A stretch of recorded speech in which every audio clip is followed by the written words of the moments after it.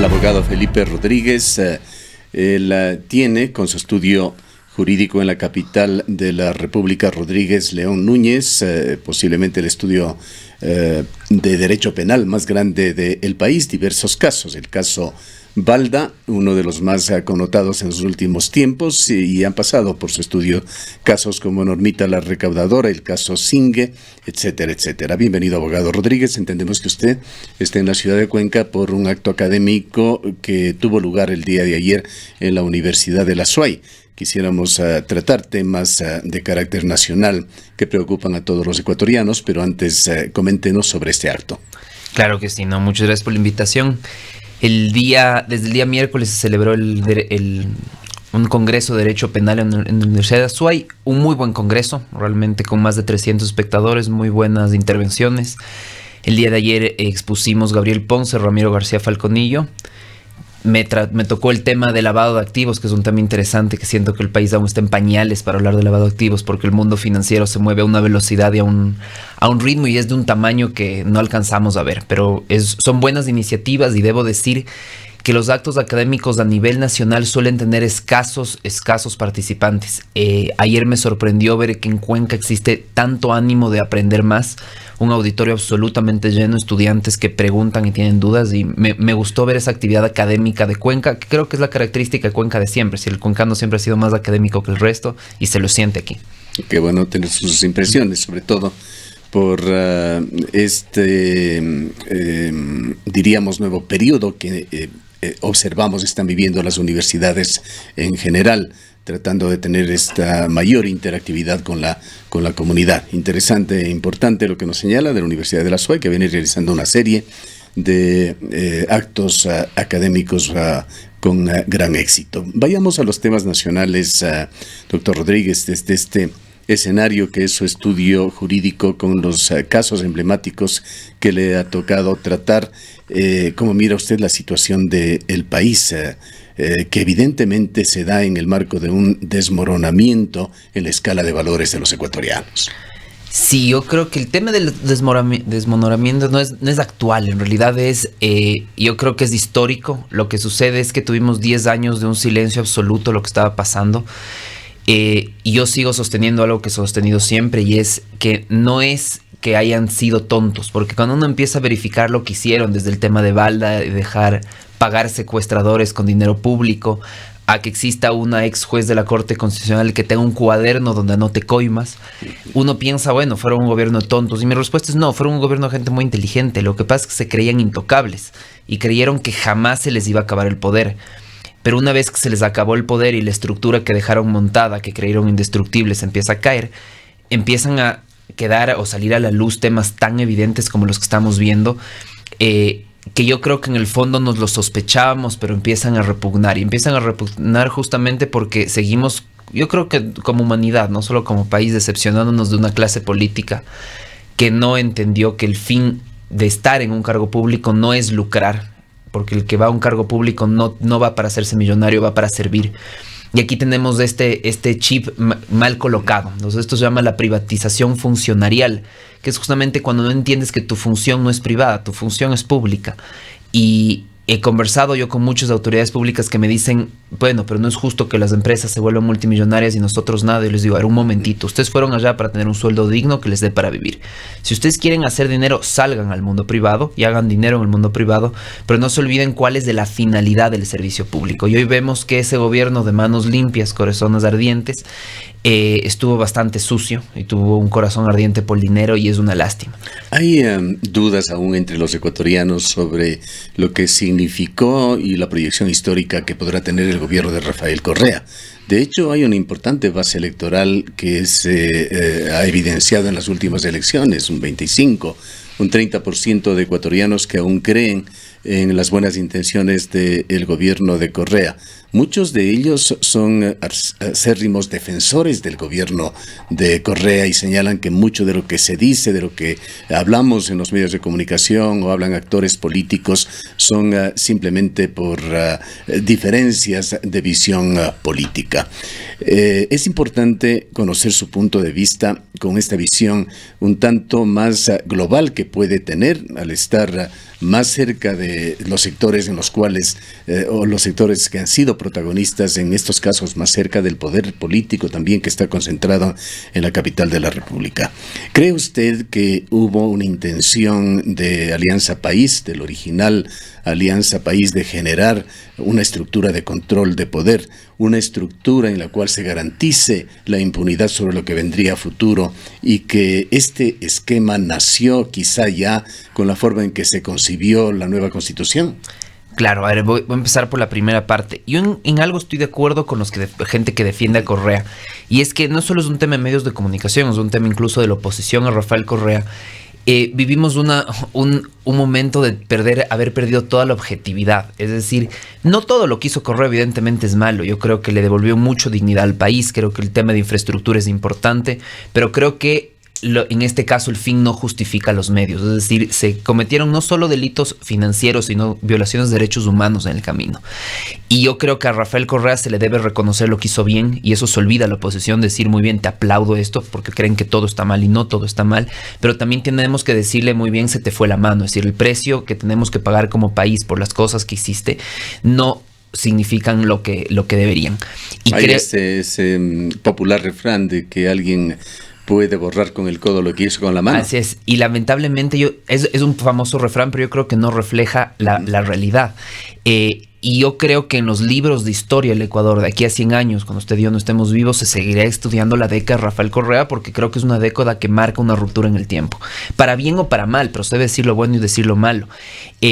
La forma en la que ellos llegan y la forma en la que ellos empiezan a cambiar el país, yo creo que no todos tenían malas intenciones. Yo conozco correístas que son personas honestas y gente buena. Esto no podemos ponerlo en duda. Es decir, en ningún caso, yo diría incluso entre la gente de la peor ralea que puede estar en los sectores de mayor seguridad en las cárceles, se los puede calificar de la misma manera. Hay casos y casos. Y dentro de la oposición también hay gente buena y gente mala. Es decir, es parte de ser una sociedad.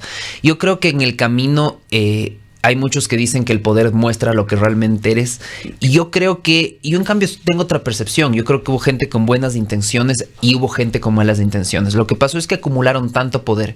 Tuvimos, después de tanto tiempo, básicamente para mí es un gobierno absolutamente autoritario. También hay que pensar que es un país bastante difícil de gobernar.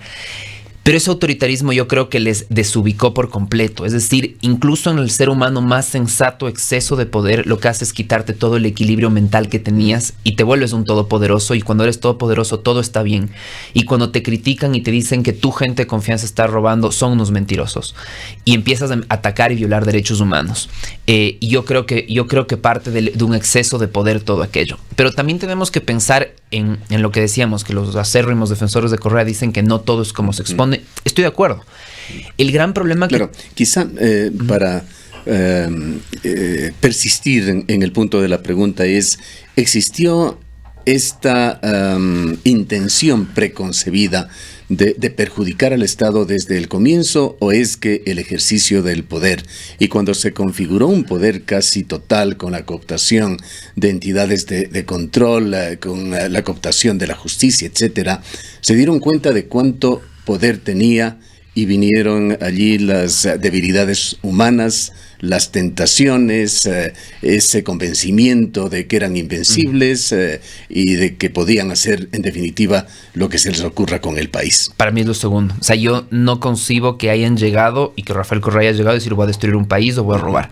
Para mí Bueno, le comento esto y perdóneme una nueva interrupción, porque, y esto lo hemos mencionado varias veces en estos micrófonos, debe haber sido el año 2005, 2006 por allí, que cayó en nuestras manos un muy interesante libro de un ex candidato a la presidencia de Venezuela, quien hablaba, el título del libro es algo así como el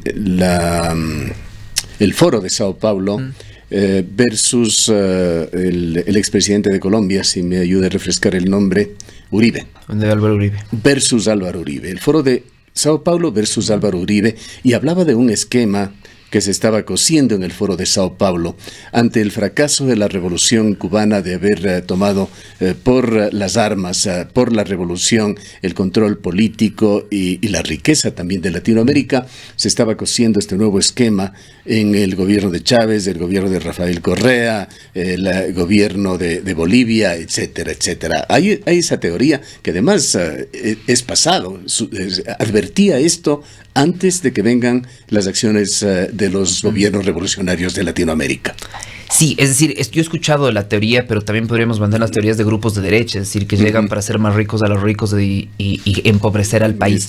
Yo creo que en realidad el gobierno Correa llega no por parte de todos, sino por un pequeño grupo, le pongo incluso a Alberto Acosta entre ellos, con buenas intenciones de cambiar, pero se les va la mano de forma absoluta y empiezan a demostrarlo desde un inicio, es decir, desde que hay una asamblea constituyente y se empieza a hacer lo que le da la gana al gobierno de Rafael Correa y no les importan las decisiones democráticas, desde un inicio empiezan a demostrar que van a tener poder y no importa el precio. Yo creo que no se pudren con el tiempo, se pudren desde el inicio, es decir, pierden toda visión y todo horizonte desde un inicio. Y partiendo de eso también tenemos que empezar a analizar, yo creo que tenemos que empezar a analizar como sociedad, que muchas veces el comentario de la persona que presenta una denuncia, del activista político, del periodista, no son la misma opinión de un abogado. Y yo lo que sí empiezo a sentir que en Ecuador nos estamos inundando de muchísimos casos de peculado y de corrupción, que ojo, pueden ser corrupción, pero no son peculado. Y esto es fundamental a entender. La Contraloría General del Estado, a cargo de Celi, está emitiendo indicios de responsabilidad penal, IRPs, por absolutamente todo. Y yo puedo decir, y puedo dar fe de eso porque trabajo en esto todos los días, que al menos el 99% de los IRPs de Pablo Celi no son IRPs, no tienen responsabilidad penal, son responsabilidad administrativa. Pero empezamos a ver corrupción en todos lados y creemos que todo es penal. Y les pongo un ejemplo práctico. Recién hay un caso que estoy llevándolo, en el cual dicen que ha cometido peculado un grupo de funcionarios que hicieron un pago desde el Ministerio de Educación, que hicieron el pago desde la subcuenta 332 de la misma institución, pero debían haber hecho desde la subcuenta 331. Y para demostrar que conocían que lo hicieron mal, hicieron compensación entre las cuentas. Peculado. Escándalo social. Yo digo, a ver, un momentito. Si es que sí debían hacer el pago y pagaron, pero se equivocaron de cuenta y luego compensaron las cuentas, el dinero, o nunca salió el dinero, nunca se perjudicó a la institución, ¿por qué especulado? Lo que está sucediendo es que Pablo Celi está sacando un IRP por absolutamente todo y vemos peculados en donde no hay. El derecho penal es de última ratio y hay muchísimas actuaciones del gobierno de Rafael Correa que caen en la responsabilidad civil y responsabilidad administrativa. Quiere decir, y el derecho penal lo dice, que cuando las otras ramas del derecho no te dan una solución, entra el derecho penal, pero cuando ya tienes una sanción y una solución por parte de las otras ramas del derecho penal, no hace falta aplicar el derecho penal. Entonces yo creo que en algo tienen razón y es que no todo lo que apesta está podrido. Hay muchas cosas, yo siempre lo comparo con un buen queso, en el cual puede oler mal, pero es un buen queso. Entonces, lo que empiezo a sentir con muchísimas denuncias, yo discuto con muchos buenos amigos míos que presentan denuncias, les digo, yo entiendo que para ti esté mal, yo entiendo que suene feo, pero no es delito. Y la conducta tiene que subsumirse de forma exacta en el tipo penal. Entonces, si estamos escandalizando, mediatizando o no comprendiendo muchísimos de los actos. Yo creo que a Rafael Correa o en el gobierno de Rafael Correa se despilfarró el dinero de una forma absoluta y con mala fe de muchísimos de ellos y tienen que pagar las consecuencias. Pero también se están arrastrando personas inocentes en el camino y yo siento que como sociedad no hemos aprendido. Luego podemos siquiera hablar del tema de Patiño con prisión preventiva, que a mí me parece una locura absoluta a pesar de que no le tengo aprecio a Patiño, pero me empieza a preocupar y empiezo a sentir... Y podríamos mencionar otro de los hechos, no somos ni de lejos expertos en derecho, pero entendemos que con Jorge Glass se cometió también una acción excesiva. Cuando él estaba cumpliendo medidas cautelares se decidió enviarle a prisión. Por ejemplo, en el tema de Jorge Glass, que yo creo que el tema de arroz verde va a explotarle en la cara a Jorge Glass, es decir, todo lo que viene siendo es inocente, es un inocente preso. Yo creo que nos vamos a dar cuenta que no era inocente. Pero fuera del tema de si es culpable o es inocente, hay algo que los abogados cuidamos y es el debido proceso. Es decir, si él la prisión preventiva cabe cuando las otras medidas cautelares son insuficientes para garantizar tu comparecencia. ¿Qué dice la ley? Que la única forma de probar que son insuficientes es violándolas. Es decir, si yo tengo prohibición de salir del país y salgo del país, o tengo obligación de acercarme a la autoridad y no voy, la violé y la norma dice que se te dictará prisión preventiva y nunca más te daremos las medidas alternativas. ¿Por qué? Las violaste. En el caso de Jorge las está cumpliendo y por si acaso le cambian a prisión preventiva. Entiendo la posición sociológica, es decir, bueno, el tema es tan grave que de ley se iba a huir. Ok, entiendo eso, pero resulta ser que el código tiene reglas claras. Y el código en tema procesal es 1 más 1 es 2. No puedes llegar a 5, 6 o 7. Ahora, ¿cuánto puede gravitar en esto la posición de los ecuatorianos, que se refleja también en los medios de comunicación, en casos como estos, en los cuales existen gravísimas sospechas más allá de lo que haya dictaminado la justicia o de cómo haya actuado, que clamen porque se detenga a una persona para evitar que fugue? Así es. Yo tengo justo aquí, que estaba el otro día analizándolo, pensándolo, que es el tuit de alguien que no conozco, que ya lo voy a buscar, que creo que nos puede solucionar el problema o nos puede hacer entender cómo está pensando el ecuatoriano. Hay un tuit que recién lo vi hace 2 semanas, que es de una chica que está tomándose un helado en algún lugar de Egipto. Y le empiezan a acribillar en Twitter y dicen que es una funcionaria del IES y que está con el dinero del pueblo ecuatoriano dándose un festín de helados en Egipto. Todo el mundo la acribilla, todo el mundo le dice corrupta, todo el mundo la acaba. Yo no le conozco. Es más, estoy seguro que el 99% de las personas que comentan en redes no les consta que trabaje en el IES. Estoy seguro que el 99% no les consta ni siquiera que sea ecuatoriano. No sé si es corrupta o no es corrupta, pero estamos en una posición de odio tan abismal que basta con que alguien diga es tu dinero con el que está en Egipto y todo el mundo se vuelva loco. Tal vez el sueldo de ella y se pagó un tour porque quiere ser feliz. Y el Ecuador empieza a querer sangre y a pedir la cabeza de absolutamente todos. A mí me han pedido que comente sobre el habeas corpus de Vinicio Alvarado. No puedo hacerlo porque aún no leo la resolución de los jueces. Quiero entender cuáles son las razones. Muchas veces los jueces toman decisiones que no nos gustan pero son correctas. Otras veces son incorrectas. Siento que el Ecuador cada vez tiene más hordas de enardecidas al estilo Edad Media que salen con sus antorchas a pedir que se quemen a las brujas sin saber si son brujas o no, o porque alguien les dijo. Y esto viene de más atrás. Yo hice una encuesta cuando recién estaba empezando la universidad, cuando fue el tema de los forajidos y se cayó Lucio Gutiérrez. Hice una encuesta a más de 500 personas. Yo personalmente, no para nada, es decir, era solo para mí. Y el grupo de forajidos que estaban en Ashiris luchando para que Lucio caiga, les hice una pregunta y es: ¿por qué quiere que se caiga Lucio? Y todos me respondían: porque es corrupto. Mi segunda y última pregunta era: ¿por qué es corrupto? Dígame en qué robó. No, pues él robó. Pregunté a 500 y le voy a dar la estadística. 0 me pudo decir por qué querían que se caiga Lucio. Todos me decían que era corrupto, pero le decía: muy bien, descríbame el acto de corrupción. Nadie sabía. Es decir, parecemos órdenes de enardecidas de la Edad Media con antorchas. No sabemos por qué queremos o clamamos algo. No tenemos información clara y todo el mundo pide cabezas. Entonces, a mí me da escalofrío esto. Y los jueces y los fiscales no pueden tomar decisiones según lo que pide el pueblo, porque parten de la desinformación, parten de un conocimiento que no es técnico y no es científico. Y suena feo, suena discriminatorio, pero no lo es. Es decir, cada cosa tiene su lugar y la ciencia se resuelve con ciencia, le guste o no le guste a la gente. Entonces, sí me preocupa la postura que hay en redes sociales y sí me preocupa esta oleada de odio que existe. Es decir, no se puede vivir así. Con este escenario descrito, ¿qué le parece? ¿Qué le dice a usted estos últimos casos que surgen desde el periodismo, no desde las entidades de investigación o de administración de justicia? El caso de Arroz Verde y este otro artículo, ¿cómo se financió la campaña de Lenin y Glass? A ver, yo le aplaudo al periodismo, venga de quien venga, al periodismo, porque yo creo que es uno de los grandes triunfos de la democracia. La gente cree que el triunfo de la democracia es la separación de poderes. Para mí en realidad es la libertad de expresión, el poder hablar y que el rey no te oprima.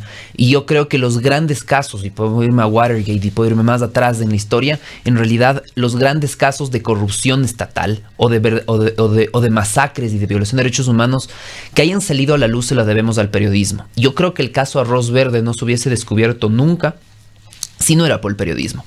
Pero algo no se puede olvidar jamás la fiscalía, y es que deben filtrar lo que hace el periodismo, porque el periodista no es abogado, y el periodista cree que es delito lo que no es delito, y cree que no es delito lo que sí es delito. El periodista, para comenzar, no debe ser un juez. Así es, y eso es lo importante. Si el periodista dice cometieron tal y tal y tal delito, tal vez no son delito. Sí cometieron los actos, pero no son antijurídicos, no son típicos.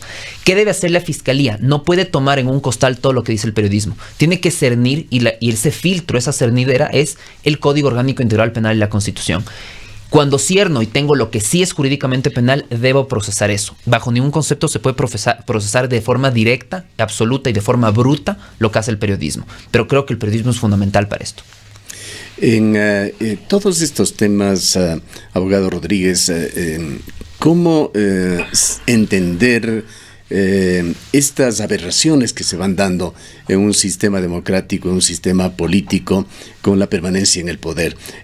Los casos Arroz Verde y este último artículo sobre el financiamiento de la campaña de Lenin hablan de una continuidad en el poder, de un proyecto que comenzó hace 12 años y que aún continúa. ¿En qué momento empieza esta aberración, esta distorsión en lo que significa el Estado, lo que significan estos políticos que lo están dirigiendo, esta línea que se va difuminando entre lo que es la cosa pública y lo que es la propiedad privada? Sí.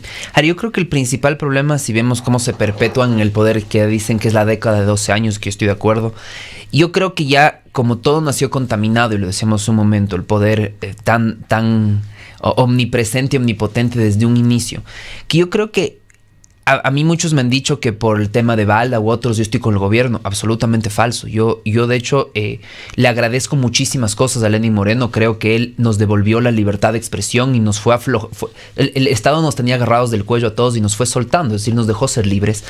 Pero también creo que no le queda extremadamente grande la silla presidencial. Y evidentemente lo que fue capaz es de soltarnos, pero no darnos alternativa para mejorar como país. Y yo creo que Lenín Moreno, y en eso estoy de acuerdo con Correa, fue parte de su gobierno todo este tiempo. No me voy a creer que fue una persona tan incapaz de no darse cuenta de lo que estaba pasando a su alrededor. Esa respuesta, ajá. Y vale la pena que otro paréntesis de Lenín Moreno, en el sentido de decir que si es que se utilizó dinero de mala procedencia en su campaña, él no lo conocía. Eso realmente no lo exime de nada. Es lamentable más bien, porque vamos a la reflexión, si yo estoy buscando la confianza de los ecuatorianos para administrar un país con tanto conflicto y no me intereso en saber cómo, quién, con qué origen se está financiando mi campaña, pues ¿cómo puedo pedir el voto? Así es. Yo no le creo, porque si es que le creo, lo que tengo al frente mío es una persona absolutamente incapaz mentalmente para gobernar, un tipo en el cual cometieron miles de delitos al frente suyo y no se ha dado cuenta, y si esa es la razón tiene que dejar el cargo. Pero no creo que sea así. Yo creo que el gran problema de Lenín Moreno es que es parte del juego, pero en el camino se arrepintió y se decidió alejar, si es que es sincero lo que dice, y ahora no sabe cómo manejarlo. Es básicamente como que en el régimen nazi aparecía un nazi que decía: yo estoy en contra de las violaciones de derechos humanos y de que se extermine gente, y quiero gobernar de otra forma. Lamentablemente la cola que tienes es demasiado larga y no deja de pasar por los pasillos, y yo creo que de eso no se pueden zafar. Evidentemente se necesita un cambio radical. Eso que la gente dice que hay topos correístas en el gobierno es verdad, pero no por eso hay que tratarlos mal. Es decir, hay muchos topos, entre comillas, correístas que en verdad creían en lo que hacían y aman su trabajo y son honestos. Es decir, no por eso hay que eliminarlos, no puede estigmatizarse al ser humano de esa manera. Pero yo sí creo que es una prolongación de lo anterior. Es decir, son correístas tratándose de bañar con lodo para quitarse el lodo que tienen encima y no pueden hacerlo. Y en su debido momento tendrá que venir entonces un cambio, otros aires, pero voy a ser aquí fatalista. Y esos otros aires de algo absolutamente diferente nos llevarán nuevamente a lo mismo. Porque si usted toma periódicos de los años 70 y lee las noticias y las compara con las de hoy, son las mismas. Solo cambiaron los rostros, solo cambiaron las cifras. Al Capone, y este es un tema que también siempre se lo toma como un ejemplo, cayó no por sus crímenes, él cayó por un problema de impuestos en los Estados Unidos. ¿Rafael Correa va a caer por el caso Balda? Yo creo que sí. A ver, yo creo que somos los primeros en alejarlo del escenario político, cuando en realidad lo ideal hubiese sido que venga y de la cara. En el tema de Fernando Balda, solo es cuestión de que se presente y se defienda. Tiene la presunción de inocencia, que es su mayor herramienta, y nuestro rol justamente es poder desvirtuarla. Los correístas que han hablado del tema Balda y dicen que es un complot, que no es creíble, que todo es mentira, son exactamente lo que hablamos un momento. Todos los que atacan el caso Balda nunca han abierto el expediente. El expediente tiene aproximadamente 19,000 hojas. Tienen que leer 19,000 hojas como lo hemos hecho nosotros. Después de esas 19,000 hojas no se puede llegar a otra conclusión a la que no sea que fue un crimen organizado desde el poder.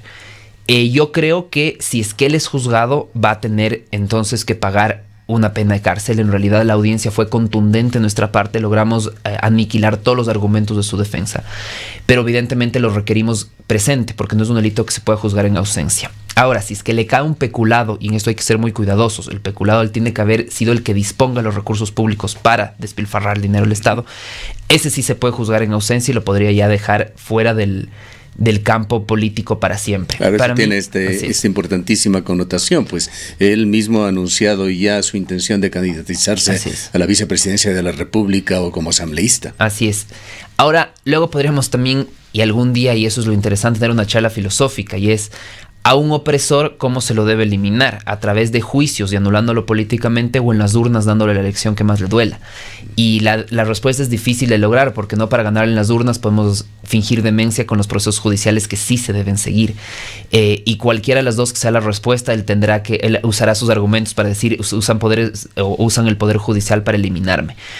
Pero soy alérgico al doble discurso, y eso de que hoy utilizan el poder judicial para perseguir, no creo que tenga la calidad moral alguien que fue el todopoderoso del Poder Judicial de decir están utilizando a los jueces de mi contra cuando son sus propios jueces los que están ahí. ¿Qué tan sólidos ve usted estos nuevos casos que se generan por las investigaciones periodísticas a las cuales hacíamos alusión? Allí lo fundamental es esta organización que se habría configurado para coordinar la obtención de dineros evidentemente ilegales, no sé qué tipo de delitos, coimas, cohechos, etcétera, que se dieron en el marco de esto. Ese conflicto de intereses que se genera, pues quienes aportaban eran premiados con millonarios contratos públicos. Además, la gran mayoría, si no la totalidad de ellos con enormes sobreprecios, contrataciones posteriores, etcétera, etcétera.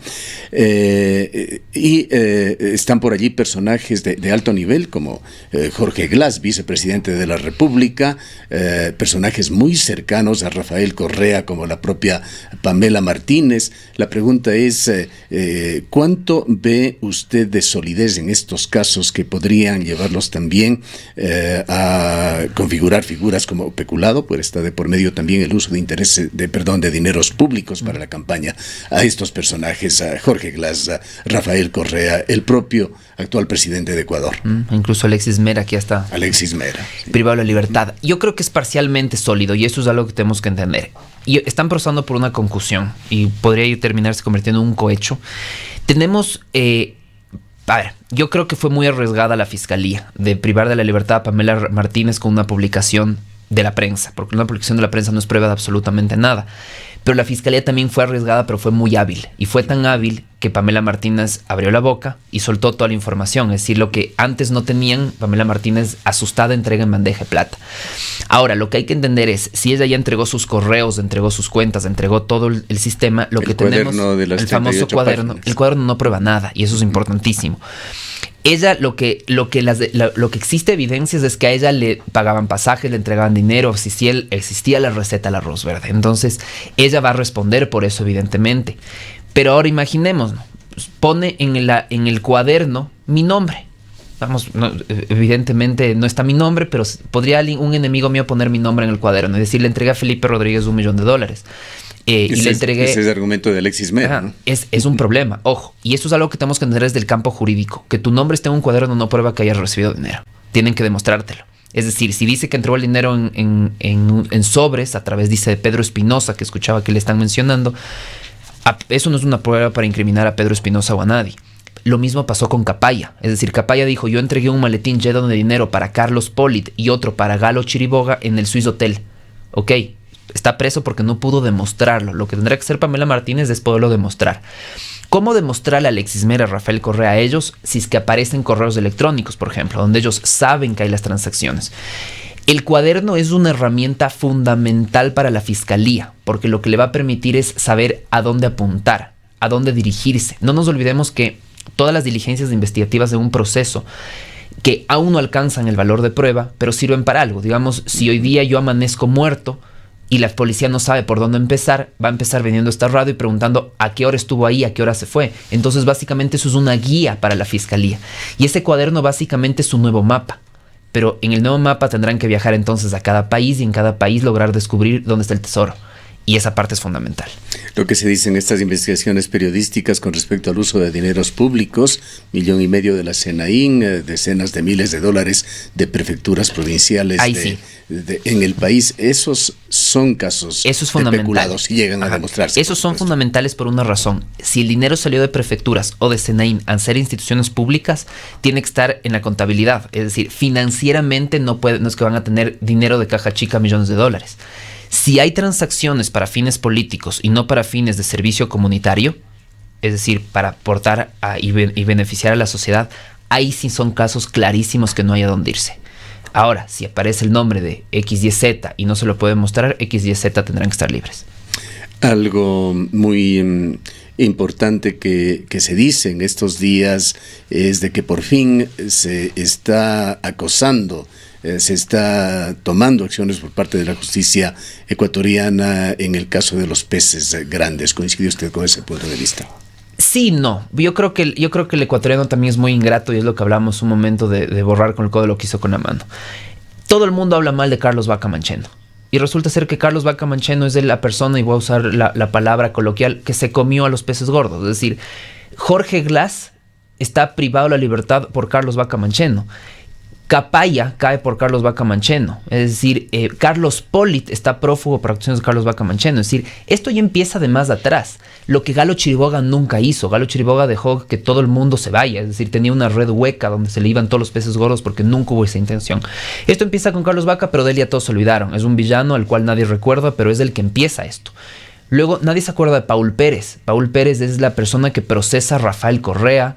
Y la gente que no lo quiere Rafael Correa y dicen Paul Pérez un cobarde que huyó porque fue... ¿Procurador? ¿Cómo? Paul Pérez, el fiscal general del Estado. Fiscal general del Estado. Claro, muchas personas me dicen, ese que no duró ni un segundo el cargo. Ese que no duró ni un segundo el cargo fue un tipo honesto al que nadie le puede decir nada y que procesó a Rafael Correa. Tendemos a olvidarnos de absolutamente todas las acciones que se siguieron. La persona que procesó vicepresidentes de la República como Vicuña es Ruth Palacios y hoy Diana Salazar está cumpliendo su rol haciendo que caigan los que creímos que nunca iban a caer, como por ejemplo Alexis Mera.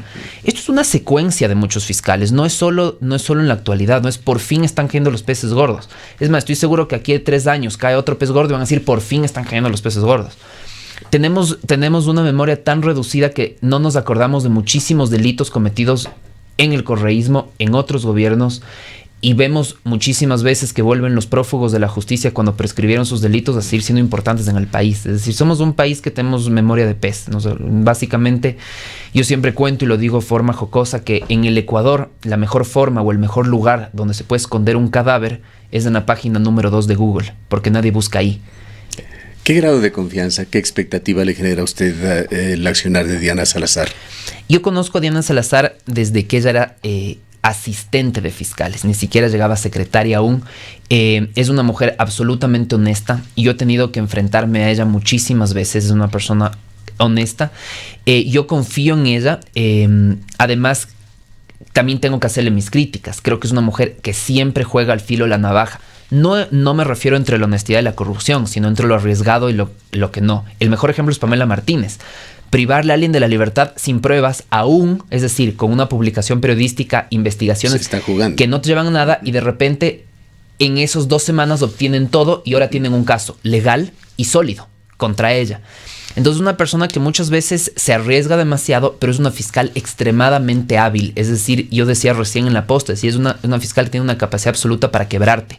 No con métodos de tortura, sino con métodos psicológicos. Es decir, ella sabe cómo llegarte, pero también tienen que dejarle respirar un rato, porque llegó con muchísimas expectativas. Y también es un ser humano, y es un ser humano que llegó a una fiscalía donde tienen un exceso y una acumulación de causas que poderlas despachar todos de un humano. Dicen, ¿por qué inactividad aquí? ¿Por qué no hace INA? ¿Por qué en el nuevo caso de la afinación Lenin no hace nada? Déjenle respirar un rato. No tiene los recursos humanos ni económicos para procesar todos los casos, y tiene que ir paso a paso. Confío en ella, creo que también va a cometer sus errores en el camino y está bien, le van a enseñar a enderezarse y me refiero a enderezarse a no ser también todopoderosa y eso es importante, pero creo que es una mujer sana y es una mujer sana que necesita también tener un buen grupo de asesores que sepan guiarla, pero espero que no nos falle. Yo soy de las personas que que aún cree en la palabra de las personas. Soy una persona que aún confía en las personas porque creo que la mejor forma para volverte desconfiado es cuando te traicionan.